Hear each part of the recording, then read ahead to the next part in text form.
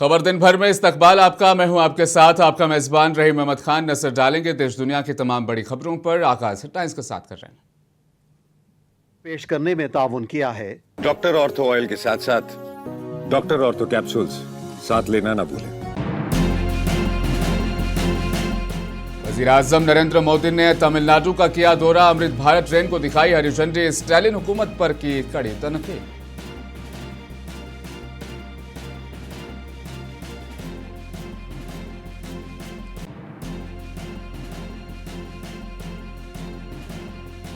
ममता बनर्जी ने नेताजी सुभाष चंद्र बोस के यौम पैदाइश पर इलेक्शन कमीशन और मरकज पर की सख्त तनकीद। अजीम मुजाहिद आजादी की याद में सरकारी तातील न रखने पर उठाया सवाल।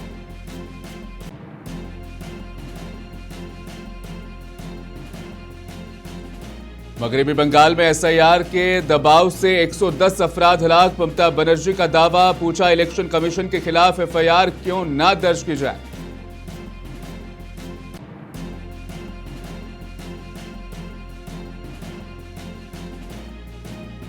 इंदौर के महू तहसील में आलूदा पानी पीने से 1 दर्जन अफराद मुतासिर। कई बच्चों की हालत तशवीशनाक। इंतजामिया आया हरकत में।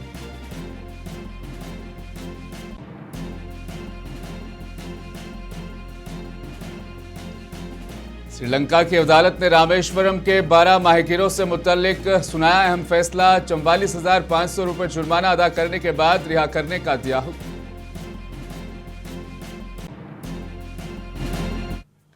और अब खबरें तफसील के साथ। वज़ीर-ए-आज़म नरेंद्र मोदी ने आज तमिलनाडु का दौरा किया। इस दौरान उन्होंने वहां पर कई तरक्याती कामों का इफ्तिताह किया। अमृत भारत एक्सप्रेस ट्रेन को बाज़ाब्ता झंडी दिखाकर रवाना किया। यह ट्रेन तिरुवनंतपुरम और तंबरम के रूट पर चलाई गई है, जो जनूबी हिंद की कई अहम शहरों से गुजरती है। यह अमृत भारत एक्सप्रेस तिरुवनंतपुरम, तिरुवन्नवेली और मदुरई और इसी तरह त्रिची जैसे अहम रेलवे स्टेशन पर रुकती है। वज़ीर-ए-आज़म नरेंद्र मोदी ने कहा कि अमृत भारत ट्रेनें जनूबी रियासतों के दरमियान रेल राब्ते को मजीद मजबूत करेंगी और आम मुसाफिरों को महफूज, आरामदाह, कम खर्च सफर की सहूलत फराहम करेंगी।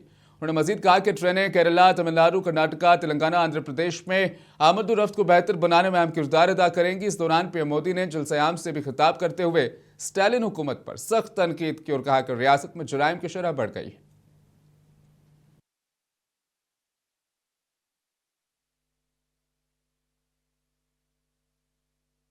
हम सिर्फ तमिल संस्कृति की बात नहीं करते, हम उसकी रक्षा के लिए संकल्प भाव से काम भी करते हैं। अभी कुछ दिनों पहले जब भगवान मुरुगन के द्वीप को लेकर एक विवाद खड़ा किया गया, तो हमारे नेताओं ने भक्तों के अधिकारों के लिए आवाज उठाने का काम किया। लेकिन डीएमके और इनके साथियों ने वोट बैंक को खुश करने के लिए कोई तक को नहीं छोड़ा। कोर्ट को भी उन्होंने बदनाम किया। डीएमके तमिलनाडु की संस्कृति, सब तमिलनाडु की संस्कृति की अगर कोई सबसे बड़ी दुश्मन है तो वो डीएमके है। ममता बनर्जी ने नेताजी सुभाष चंद्र बोस की 129वीं यौम पैदाइश के मौके पर एक तकरीब में शिरकत की और उन्हें खिराज अकीदत पेश किया। इस मौके पर ममता बनर्जी ने कौमी रहनुमाओं की तौहीन करने की कोशिशों पर तशवीश का इजहार किया और कहा कि रविंद्रनाथ टैगोर, नेताजी और बाबा साहेब अम्बेडकर जैसी अजीम शख्सियात की विरासत को मनसूख किया जा रहा है। ममता बनर्जी ने वज़ीर-ए-आज़म मोदी पर तनकीद करते हुए सवाल किया कि नेताजी की यौम पैदाइश पर कौमी तातील क्यों नहीं। उन्होंने मरकजी हुकूमत से मुतालबा किया कि नेताजी से मुतालिक तमाम खुफिया फाइलों को फौरी तौर पर मंसर आम पर लाया जाए।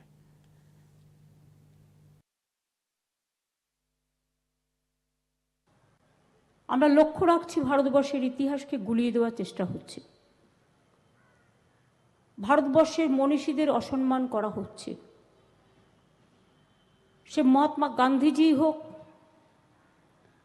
বিশ্বকবি রবীন্দ্রনাথ ঠাকুরই হোক, নেতাজি সুভাষচন্দ্র বোসই হোক, বাবা সাহেব আম্বেদকরই হোক, বল্লভভাই প্যাটেলই হোক, বিনয় বাদল দীনেশই হোক, ঈশ্বরচন্দ্র বিদ্যাসাগরই হোক, রাজা রামমোহন রায় হোক, ক্ষুদিরাম প্রফুল্ল চাকি হোক, মাতঙ্গিনী হাজরা হোক, একটা অসম্মান, একটা অসহিষ্ণুতা, একটা অরুচि।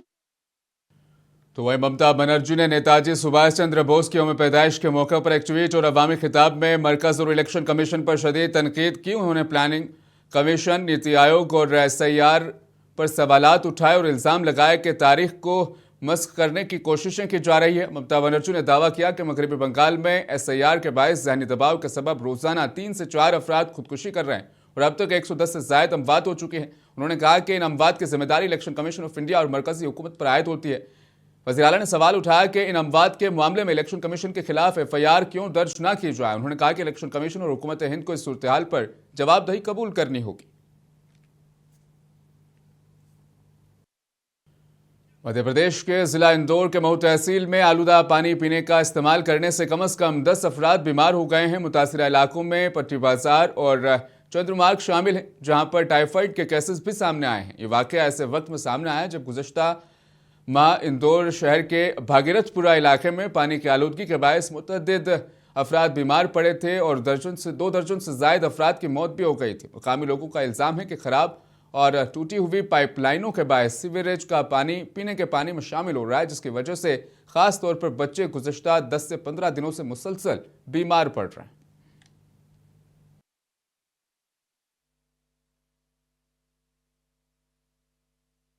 तो बहुत खराब स्थिति है कि बच्चे देखा जाएगा तो दिन पे दिन बढ़ते जा रहे हैं पीलिया के कारण।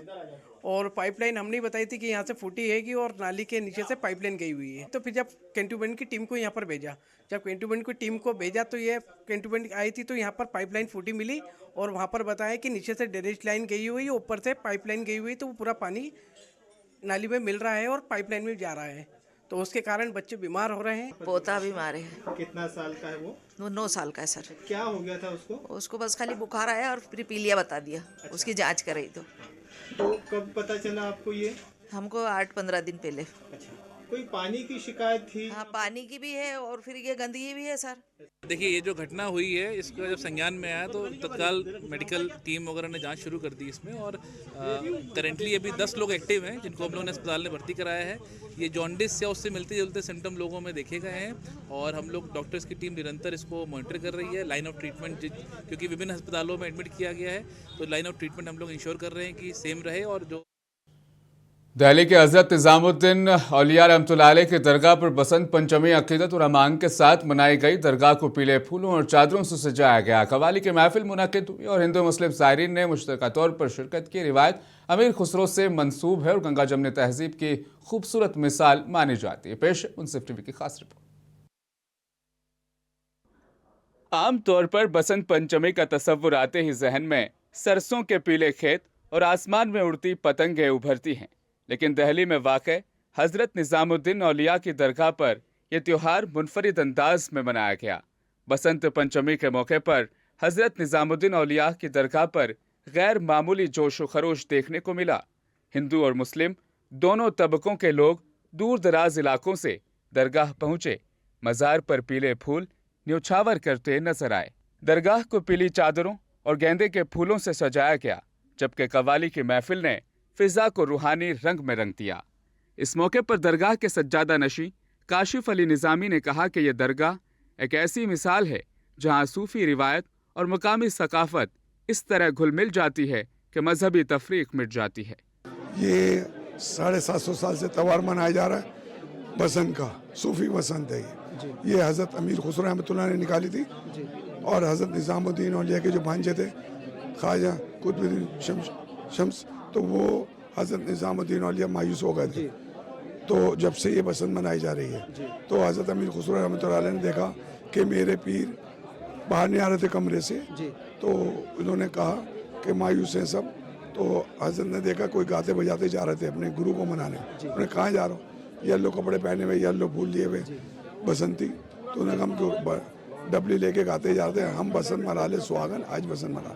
तो हज़रत निज़ामुद्दीन औलिया हज़रत अमीर खुसरो का जब ये होलिया मनाया और अपने गुरु के जब अपने पीर के कमरे में गए तो सारे मुरीद बैठे थे होलिया बना के, तो आज बसंत मना ले सुहागन, आज बसंत। तो जब से वो कमरे से बाहर निकले 15 दिन के बाद मुस्कुराए और जब से यहाँ दरगाह पे बसंत मनाई जा रही है। हजरत निजामुद्दीन के टाइम से। बसंत मनाने की रिवायत का ताल्लुक अमीर खुसरो से जोड़ा जाता है। रिवायत के मुताबिक हजरत निजामुद्दीन औलिया अपने भांजे के इंतकाल के बाद शदीद गम में थे। अपने मुर्शिद को अफसुर्दा देखकर अमीर खुसरो ने बसंत पंचमी के रंग व आहंग को इख्तियार किया। पीले लिबास में मलबूस होकर सरसों के फूलों के साथ गीत गाते हुए दरगाह पहुंचे, जिससे मुर्शिद के गम में कमी आई। तभी से दरगाह में बसंत मनाने की रिवायत कायम हुई। बीजेपी के तर्जुमान यासिर जुलानी भी बसंत के मौके पर दरगाह पहुंचे। मुंसिफ टीवी से बातचीत में उन्होंने कहा कि हजरत निजामुद्दीन औलिया की दरगाह आज भी उसी जज्बे के साथ इस रिवायत को जिंदा रखे हुए है जिस तरह इसका आगाज हुआ था। देखिए, जो भारत की संस्कृति, भारत की पहचान, भारत की परंपरा जो है वो इस बाउंड्री के अंदर आपको 750 साल से जो परंपरा चली आ रही है हिंदू, मुस्लिम, सिख, ईसाई के सौहार्द की, वो आपको यहाँ दिख रही है। ये परंपरा जब हज़रत निज़ामुद्दीन औलिया साहब ने शुरुआत करी थी, उनके शिष्य हज़रत अमीर खुसरो रहमतुल्लाह अलैह ने, तो उस वक्त उन्होंने हिंदुस्तान को अपनी निगाहों से जो दुआएं दी थी, जो लोगों में खुशियां बांटी थी, वो परंपरा निरंतर चली आ रही है। यही भारत है, यही भारत की पहचान। आम दिनों में दरगाहों पर सब्ज चादर चढ़ाई जाती है, लेकिन बसंत पंचमी पर पीली चादर गंगा जमनी तहजीब और मजहबी हम आहंगी की अलामत बन जाती है। दिल्ली से गुफरान आफरीदी की रिपोर्ट। बसंत पंचमी के मुकद्दस मौके पर सीएम रेखा गुप्ता ने सरस्वती पूजा महोत्सव में शिरकत की। इस मौके पर उन्होंने इल्म, दानिश और सकाफत की देवी सरस्वती की पूजा में हिस्सा लिया और अवाम की खुशहाली और तरक्की के लिए दुआ की। महोत्सव के दौरान सकाफती प्रोग्रामों का भी इनेकाद किया गया। वज़ीर आला ने बसंत पंचमी को इल्म, हम आहंगी और तहजीबी विरासत का त्योहार करार दिया।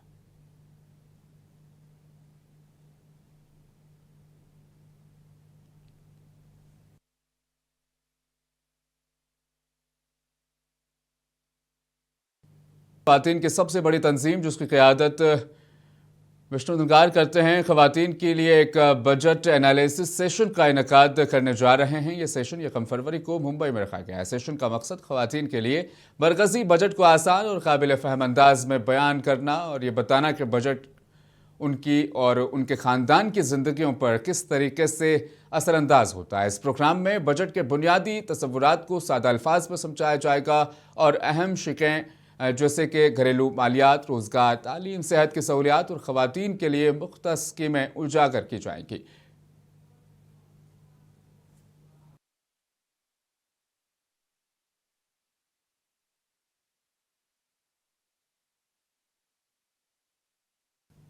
पूरे उत्तर प्रदेश में जुमा को शाम 6 बजे ब्लैकआउट मश्क का इनेकाद किया गया। लखनऊ में ज़िमन में मुनक्किदा प्रोग्राम में सीएम योगी आदित्यनाथ भी शामिल हुए। ये मश्क सिविल डिफेंस डिपार्टमेंट की जानिब से 75 अजला में अंजाम दी गई। SDRA, DDMA और फायर ब्रिगेड, पुलिस, सेहत और दीगर मुतल्लिका महकमों के ताउन से मश्क अंजाम दी गई। यूपी दिवस और नेताजी सुभाष चंद्र बोस के यौम पैदाइश की मुनासिबत से मश्क का एहतमाम किया गया ताकि इस मौके पर अवाम में हंगामी तैयारियों की आगाही को बढ़ाया जा सके। शांति काल में पर्व और त्योहारों तक ही सीमित नहीं है।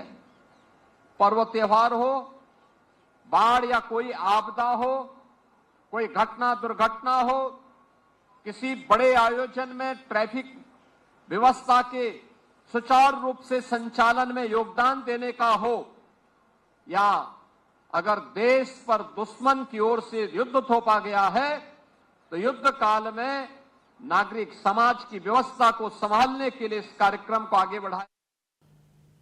शिवसेना के बानी और महाराष्ट्र की सियासत के कद्दावर लीडर बाला साहब ठाकरे के 100वीं यौम पैदाइश के मौके पर मुंबई में मुख्तलिफ तकरीबात का इनेकाद किया गया, जहां शिवसेना यूवीटी के सरबराह उद्धव ठाकरे और महाराष्ट्र नवनिर्माण सेना के सदर राज ठाकरे ने अपने वालिद और चचा को खिराज पेश किया। उद्धव ठाकरे ने मुंबई में वाक़े बाल ठाकरे की यादगार पर हाजिरी दी, फूल निछावर किए और उन्हें महाराष्ट्र के सियासत का एक बेबाक और रसूल पसंद लीडर करार दिया। इस मौके पर शिवसेना के कई सीनियर लीडर्स और कारकुनान भी मौजूद थे। उद्धव ठाकरे ने कहा कि बाला साहब ठाकरे ने मराठी मानुस के वकार और हुकूक के लिए जिंदगी भर जद्दोजहद की और उनकी सोच आज भी पार्टी के लिए मशाल राह है। वहीं दूसरी जानिब राज ठाकरे ने भी अलहदा तकरीब में बाल ठाकरे को खिराज अकीदत पेश किया। उन्होंने कहा कि बाल ठाकरे सिर्फ एक सियासी लीडर नहीं बल्कि एक नजरिया थे।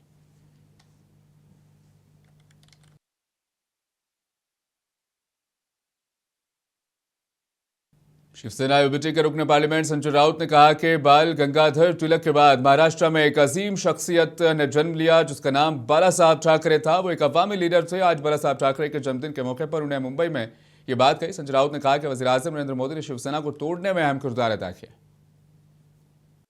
तिलक के बाद इस देश में एक ऐसे व्यक्ति का जन्म हुआ महाराष्ट्र में जिनका नाम बाल केशव ठाकरे, वो बाल गंगाधर तिलक थे, ये बाल केशव ठाकरे है, वो भी लोकमान्य थे और बाल केशव ठाकरे यानी बाला साहब ठाकरे भी लोकमान्य रहे।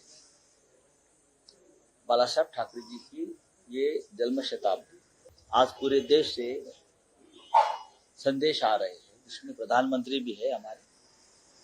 बाला साहब ठाकरे के साथ उनका जो एक फोटो है वो प्रधानमंत्री जी ने शेयर किया है और उसमें कहा है कि हमें बाला साहब ठाकरे से कैसी प्रेरणा मिलती थी, ऊर्जा मिलती थी, मार्गदर्शन। जम्मू कश्मीर में शदीद बर्फबारी और बारिश के बायस सयाहों को सफर में मुश्किलात का सामना है। आज कटरा पहुंचने वाले सयाहों ने बताया कि खराब मौसम के सबब सड़कें बंद हैं और कई मुसाफिर आगे नहीं जा पा रहे हैं। जम्मू के बेशतर इलाकों में मौसम बेहद खराब है।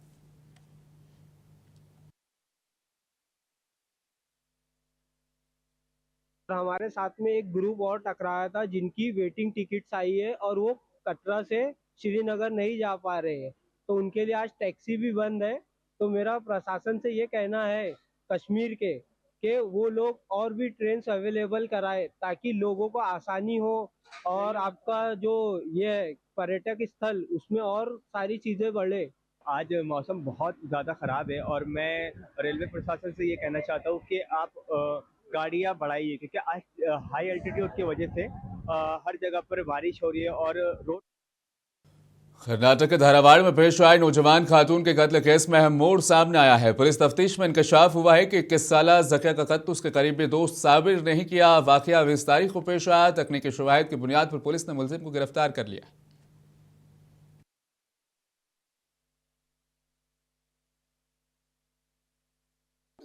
ಇವನ್ ಚಾರ್ಜ್ ಶೀಟ್ ಆದ್ಮೇಲೆ ನಮ್ದು ಎವಿಡೆನ್ಸ್ ನಮ್ದು ಕ್ಲೋಸ್ ಆಗಲ್ಲ. ಯಾವಾಗ ನಮ್ಗೆ ಏನಾದ್ರೂ ಎವಿಡೆನ್ಸ್ ಸಿಗ್ತದೆ ನಾವು ಓಪನ್ ಇದೀವಿ. ತಮ್ಮ ಹತ್ರ ನಾನು ಪಬ್ಲಿಕ್ ಅಥವಾ ಯಾರು ಏನ್ ಮಾತಾಡ್ತಾ ಇದ್ದಾರೆ ಅವರಿಗೆ ವಿನಂತಿ ಇದೆ, ತಮ್ಮ ಹತ್ರ ಏನ್ ಎವಿಡೆನ್ಸ್ ಇದೆ ದಯವಿಟ್ಟು ನಮ್ಮ ಇನ್ವೆಸ್ಟಿಗೇಟಿಂಗ್ ಆಫೀಸರ್ ಹತ್ರ ಬನ್ನಿ, ನಮ್ಮ ತನಿಖಾಧಿಕಾರಿ ಹತ್ರ ಬನ್ನಿ।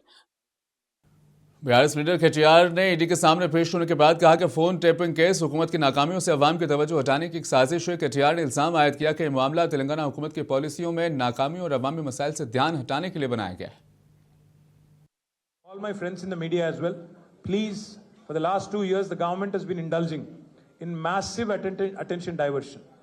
Today, the inquiry, the investigation that is going on into phone tapping, I have reminded the gentlemen from Special Investigation Team, I've asked them. There have been numerous stories in the last 2 years, assassinating my character personally and also assassinating the character of our party leadership. Saying, stating and speculating that certain actresses' phones were tapped and something illegal was done. I asked the SIT pointedly today, I said, whose phone was tapped? Why don't you give me the information?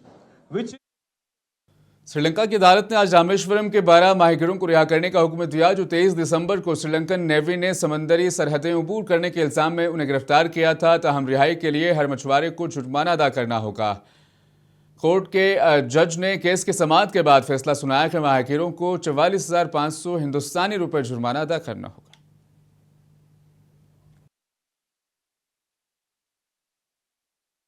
यौम जमहूरिया parade में इस बार कौमी जोश व खरोश और इन्हिसारी की झलक नुमाया होगी। कर्तव्य पथ पर 30 झांकियां पेश की जाएंगी जो वंदे मातरम के 150 बरस और आत्मनिर्भर भारत के अज़्म को उजागर करेंगी। इस हवाले से देखिए रिपोर्ट।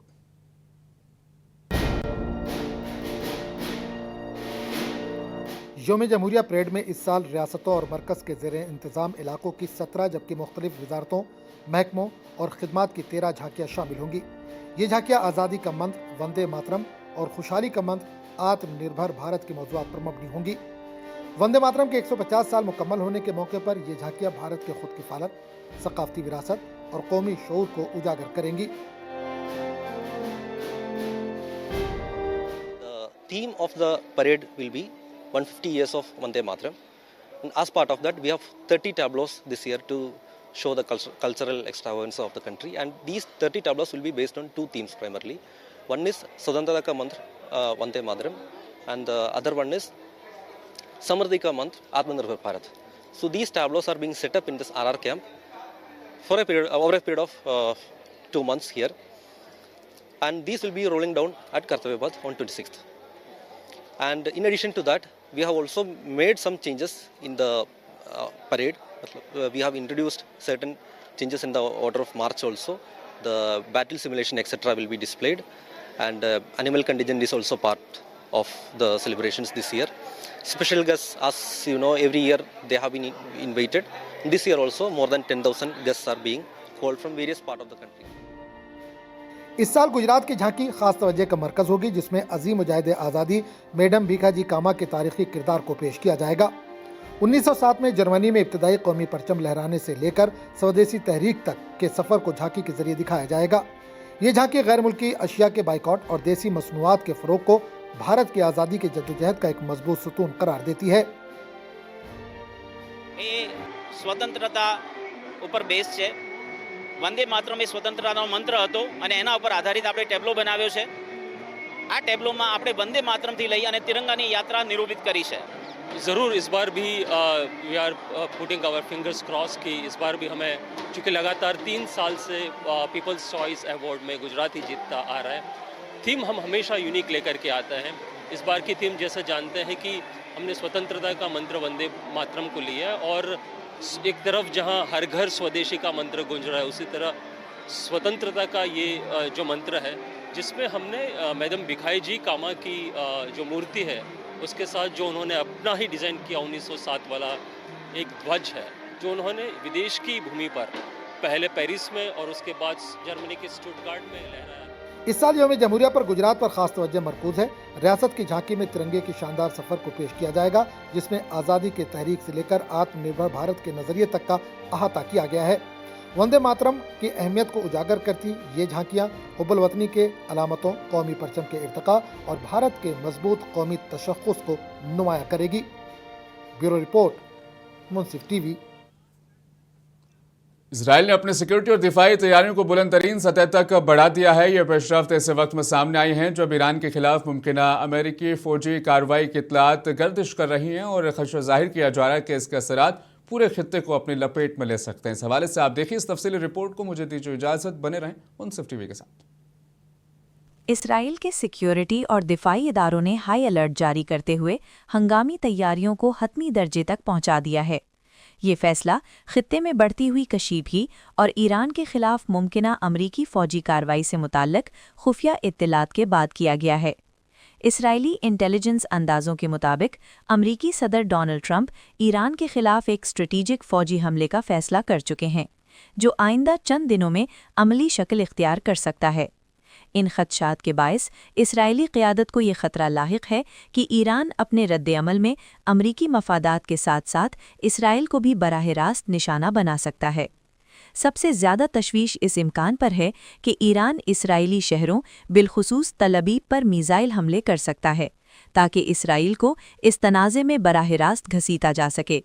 ताहम इसराइली फ़ौजी हुक्काम का कहना है कि अगरचे ख़तरात को संजीदगी से लिया जा रहा है, लेकिन ये हतमी तौर पर नहीं कहा जा सकता कि ईरान इसराइल को पहला हदफ बनाएगा। इसराइली फ़ौज के मुताबिक मौजूदा इक़दामात एहतियाती नौइयत के हैं, जिनका मकसद हर मुमकिन सूरत हाल के लिए मुकम्मल तैयारी को यकीनी बनाना है। इन इक़दामात में फ़िज़ाई दिफ़ाई निज़ाम को फ़ाल रखना, दाखिली महाज के तहफ़्फ़ुज़ को मज़बूत बनाना और हंगामी रद्द-ए-अमल की मशक़ें शामिल हैं। इधर इसराइली वज़ीर ट्रांसपोर्ट ने इंकिशाफ किया है कि मुमकिना ईरानी मीज़ाइल हमलों के खदशे के पेश नज़र इसराइली एयरलाइंस अपने तैयारों को आर्जी तौर पर बैरून मुल्क मुंतकिल करने की तैयारी कर रही हैं।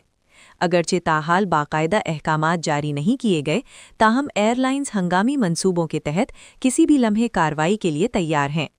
इसराइली मीडिया के मुताबिक कौमी एयरलाइन के एक सीनियर अहलकार ने बताया कि इस वक्त फ़िज़ाई ऑपरेशन मामूल के मुताबिक जारी हैं, ताहम गुज़श्ता साल जून में ईरान के साथ कशीदगी के दौरान तैयारों को कब्रस, एथेंस, थाईलैंड, अमरीका और यूरोप के मुख्तलिफ ममालिक मुंतकिल किया गया था। सदर ट्रंप अपनी नई मुद्दत के दूसरे साल में मशरिक़ वुस्ता में एक नया तवाज़ुन कायम करने की कोशिश कर रहे हैं, ताहम माहिरीन के मुताबिक आने वाले दिन खित्ते के लिए निहायत हसास और फैसला कुन साबित हो सकते हैं। ब्यूरो रिपोर्ट, मुनसिफ टीवी।